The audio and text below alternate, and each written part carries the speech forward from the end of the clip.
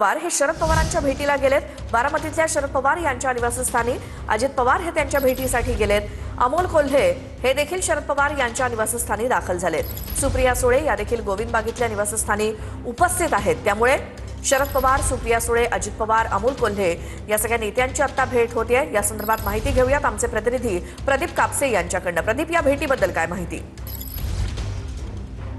निवासस्थानी सध्या राष्ट्रवादी काँग्रेसची महत्वाची बैठक जी आहे ती पार पडते, ज्याच्यामध्ये राष्ट्रवादी काँग्रेस शरदचंद्र पवार पक्षाचे अध्यक्ष शरद पवार, राज्याचे उपमुख्यमंत्री आणि राष्ट्रवादीचे अध्यक्ष अजित पवार हे गोविंद बागे निवासस्थानी गेलेले आहेत।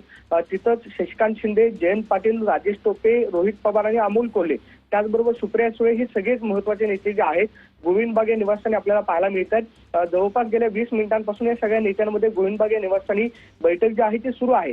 आगामी जिल्हा परिषद निवडणुकीवरती या बैठकीमध्ये चर्चा होती अशा पद्धतीची माहिती मिळते। मात्र गेल्या 3-4 महिन्यांपासून जी चर्चा होती ती म्हणजे दोन राष्ट्रवादी एकत्र येणार का, त्याचं पहिलं पाऊल जे आपल्याला महानगरपालिका निवडणुकीमध्ये पाहायला मिळाले की दोन राष्ट्रवादीची आघाडी झाली पाहायला मिळाली। अपेक्षित असं यश जे आहे ते पुणे आणि पिंपरी चिंचवड या दोन महानगरपालिकेमध्ये राष्ट्रवादी काँग्रेसला मिळालं नाही। कदाचित यावरती चर्चा जी आहे ते होऊ शकते। मात्र आगामी होऊ घातलेल्या जिल्हा परिषद निवडणुकीवरती या बैठकीमध्ये चर्चा जी आहे ती होताना पाहायला मिळते। मात्र सगळ्यात महत्वाचा मुद्दा आहे तो म्हणजे दोन राष्ट्रवादी एकत्र येणार का। अजित पवारांनी सुद्धा थेट संकेत जे आहे ते जाहीर व्यासपीठावरून दोन राष्ट्रवादीचे एकत्रीकरणाबाबत दिलेले होते। मात्र आता सकाळ सकाळच अजित पवार हे शरद पवारांच्या भेटीसाठी पोहोचले आहेत। बैठक झाल्यानंतर त्याचे देखील अपडेट तुमच्याकडून घेऊच। तुर्तास धन्यवाद।